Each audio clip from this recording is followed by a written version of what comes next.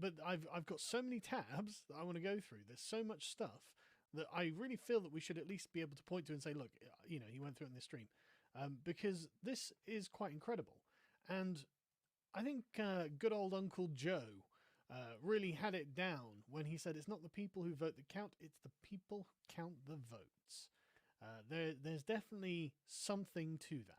That's definitely describing an aspect of reality, unfortunate as that might be, because I'm a mortal enemy of the sort of thing that Joe Stalin wanted. I despise communism and fascism. I want them consigned to the dustbin of history, as it were. But when they say something that is correct, you can't simply deny it because they're a communist. Anyway, we'll begin with the clip of Joe Biden saying this. Secondly, we're in a situation where we have put together, and you guys did it for our administration, the President Obama's administration before this. We have put together, I think, the most extensive and inclusive voter fraud organization in the history of American politics. Secondly, we're in a situation now. I mean, to be honest with you, at this point, I do believe he would just come out and say it because it seems the game is so rigged. But this is being claimed to have been. I mean, it's been taken out of a live stream he was doing, or an address he was doing, talking about institutions against voter fraud. Now, I'm not going to go into that particularly. Let's just assume that was a Freudian slip. He was mistaken, and what he meant to say is an anti-fraud organization. They just happen to have. It just happens to have been a really poorly timed slip of the tongue. But it could just be that maybe he's old and he's just forgets he's not supposed to say that bit. Who knows? But the thing is, there are some real questions about this, and this is where we get into the long grind of the things that are genuinely suspicious about this election. There is certainly evidence that would suggest, and in and of itself demands, further investigation. The place I would start with is the fact that Biden has, as I can see, broken all the electoral records. Joe Biden, the guy who accidentally said we've got the most extensive voter fraud organization in history. The guy who couldn't get 20 people to turn up to his rallies. The guy who literally just existed. The New York Times wrote an article saying we don't need anything from you, Biden, other than stay alive and exist as a candidate. This guy, the least inspiring guy in the world, got the largest share of votes ever. That's amazing. That's genuinely amazing. 74.8 million votes. So not only did he dunk on Obama, he dunked on him by nearly 5 million votes. That is amazing. And the thing is, Trump, I think, got, was it the second highest, like over 70 million? He beat Obama with his turnout. But Biden just happened to get that extra sort of 4 or 5 million votes on top. It's like, wow, that's amazing. What the passion and engagement that people have for the electoral process at the moment. That's incredible. But I was watching Academic Agent's video. He just put this out today. Definitely recommend checking this out. Analyzing US election 2020 results and turnout data. He's highlighted some really interesting phenomena that we can see from the numbers, that the official government numbers. To be brief, what he's showing here in the highlighted lines is the turnout difference in these states. Now, in Nevada and Ohio, this is actually down by 7.3% and 1%. And in Arizona, Florida, Michigan, they're up, but not by a huge amount. In Minnesota, 14.5% up. In Pennsylvania, 14.6% up. And in Wisconsin, 20% higher voter turnout than the previous elections, than in 2016. That's amazing. That's genuinely incredible, isn't it? Like, that is mass mobilization. Like, how many hundreds of thousands, nay, millions of votes extra? This must be where Biden got his extra 4 or 5 million votes from, right? I mean, where else is it going to have come from if not for this huge increase? Like, staggering. It's staggering. But yeah, so the way that they came in, I think, is definitely of most significance. Graph show, as Associated Press show, graph shows thousands of ballots reported at once, overwhelmingly for Biden.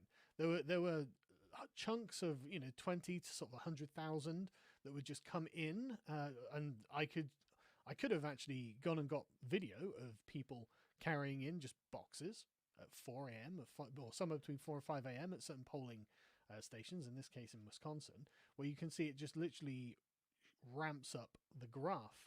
Whereas otherwise they'd come in at a fairly organic rate. You can see they both raise slightly in certain points where legitimate votes, it would seem, have come in, and then suddenly just 100% for Biden. Now, 100% for anything is totally suspect, and the sort of result that you get in North Korea. Like, it's just a fact of life that even if someone is massively, overwhelmingly popular, you will still have like a percentage of people who will, I guess, out of objection or whatever, go and cast their vote to the opposite. You can see that in any kind of metric. I mean, look at the likes and dislikes on a YouTube video. Like, there'll always be a small minority of people who are actually like, yeah, I hate this, downvote. It's like, I mean, I don't think I have downvoted videos, but only as a political act. But I would just click off a video if it was something I wasn't, I didn't know what it was and I just wasn't interested. I'd just click off it. I wouldn't bother downvoting it. So it's people who I would guess are invested in saying, no, I've made my principled objection. And I respect that. I think that's a worthy thing to do. Having a principled objection and voicing it is the heart of the democratic process. But it's weird how just 100,000 ballots come in and not one person has got that principled objection. It's just weird. Just really weird. Really, really makes me think. And that in and of itself is definitely something to investigate. 100,000 ballots have turned up, all for Biden? That's a question. That's a really, really, that's a red flag has gone up there. We've already got a couple of red flags already. Massive voter turnout in certain Democrat-controlled areas. Right, okay, that's weird. Most votes ever. Okay, that's weird. And then we have another red flag, which is hundreds of thousands being reported all at once just for one candidate. Right, that's really weird. The statisticians have said this is like flipping a coin and getting heads 100 times. I guess Biden is just that lucky. I guess he's just so lucky. And it's nothing to do with the massive voter fraud organization he claims to have created. Just really lucky, right? But then you get the sort of local news reports. This is from newstalk1130.iheart.com. It's a local Wisconsin newspaper. Wisconsin clerks may have unlawfully altered thousands of absentee ballots. Multiple sources tell the Daniel O'Donnell show municipal clerks and vote counters across the state simply filled out witness signatures themselves. Acting on false and unlawful advice from Wisconsin Elections Commission, these clerks may have inadvertently invalidated thousands of absentee votes. The statute is very clear. If an absentee ballot does not have a witness address on it, it's not valid. That ballot is not valid. Weird how they'd be literally instructing them to break the law. That's really weird, isn't it? Really gets the noggin jogging. And it just happens to be in that district that had the highest percentage turnout change, 20 extra percent. What a shock. I mean, the very fact that the people overseeing it had given them unlawful advice, that again, red flag, just shoots right up, doesn't it?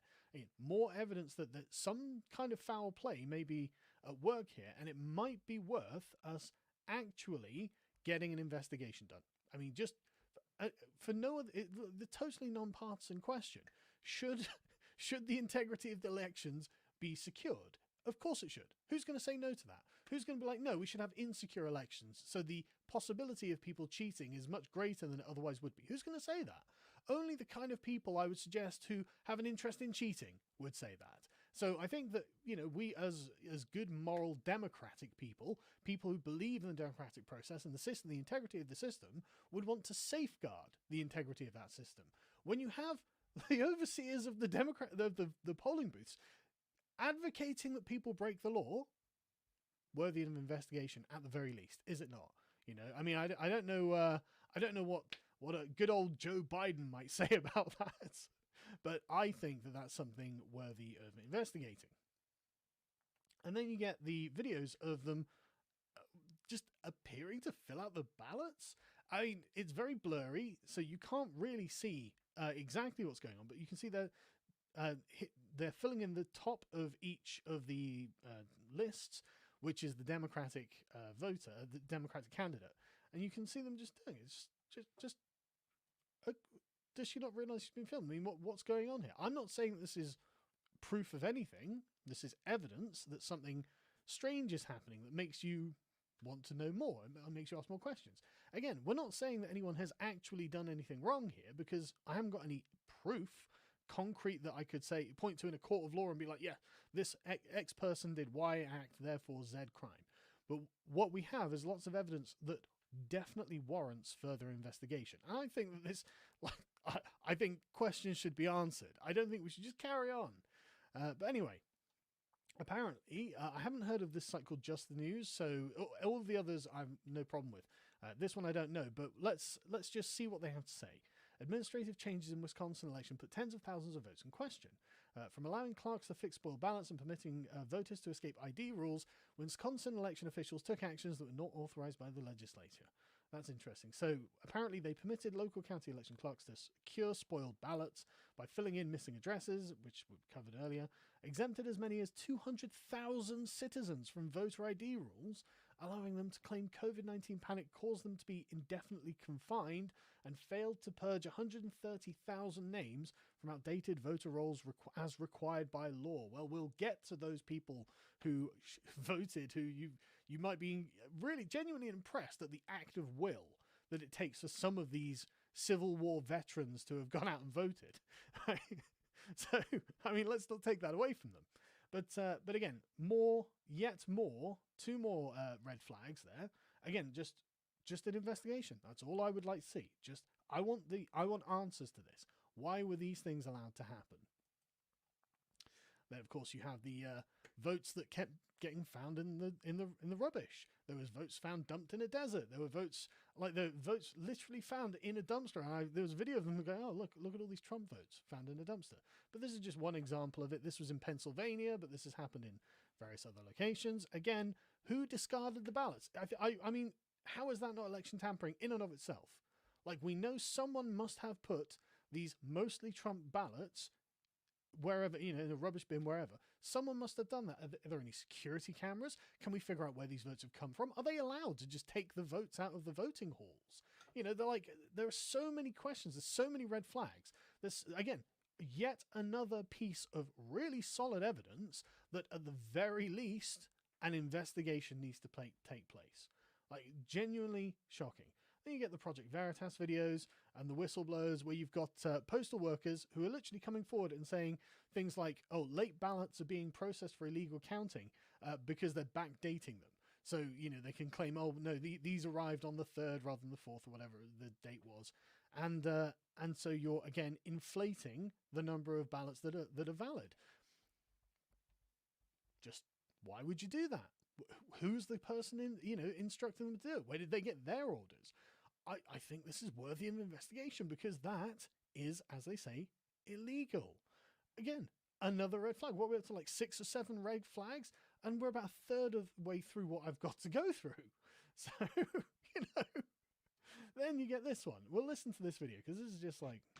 If all this wasn't enough, in Antrim County, ballots were counted for Democrats that were meant for Republicans, causing a 6,000 vote swing against our candidates. The county clerk came forward and said tabulating software glitched and caused a miscalculation of the votes. Since then, we have now discovered that 47 counties use this same software in the same capacity. Antrim County had to hand... Right. Now, that is surely enough to warrant an investigation. Some kind of investigation to... Because, I mean, I'm just saying, right, A, I find it hard to believe that the software doesn't have some kind of error tracking mechanisms within it. And B, and this is the really big one, right? Counting votes is merely addition. There is no other calculation. You'd have to divide it by anything and, create some sort of, I don't know, fractal map or something. There's some giant mathematical formula. No, it's +1. That's all you do. If vote for candidate A +1 for candidate A. If vote for candidate B +1 for candidate B. It is so simple, a child could program the software to do it. I mean, I started programming in QBasic, not even QBasic, it was just called BASIC, back on an Amiga 500 when I was like 10 or 12 years old, something like that. And I remember, making these crappy programs. And so it's just really suspicious. And all 47 Michigan counties use the software. Michigan being, only 3.9% up. So not even a huge deal in that particular county by the numbers. But either way, it doesn't matter, does it? It's still illegitimate. But most concerningly, this is being used in, apparently, we got a problem in the chat, said 28 other states. Very suspect. Very suspect. How can software glitch 6,000 votes? And the thing is as well, many of the states that have yet to be called, I mean, the votes, 6,000 votes could swing the state either way. So it doesn't even have to be that high a number at this point. But it really, again, something that should be investigated. Really suspicious. Like, 7, 8 red flags in, and we're still going. Then you get other election workers who say things like this. Michigan. Just last night in Oakland County, we found 2,000 ballots that had been given to Democrats that were Republican ballots due to a clerical error, and this took place in Rochester Hills. In Wayne County, Republican poll watchers were denied their legal right to monitor the election and purposely kept in the dark, both literally and figuratively, with poll workers blocking windows and padlocking doors. There are hundreds of reports of our poll watchers being intimidated and unable to do their job.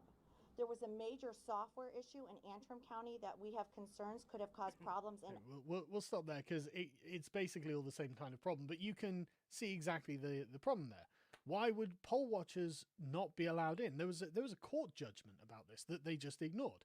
The one Republican, one Democrat poll watcher is supposed to be at each one, as I understand it, and check, see each ballot or something like that.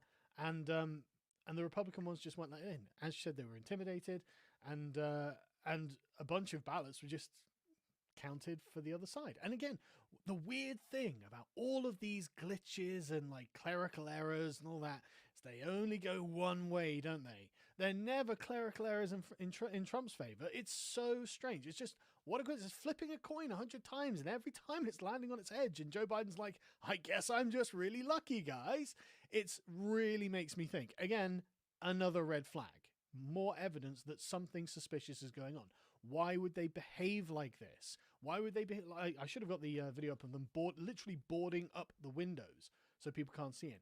Why would they behave like that? If you want to transmit that you are having a free and fair and honest election, you don't board up the windows and prevent the other team's guys from watching what you're doing.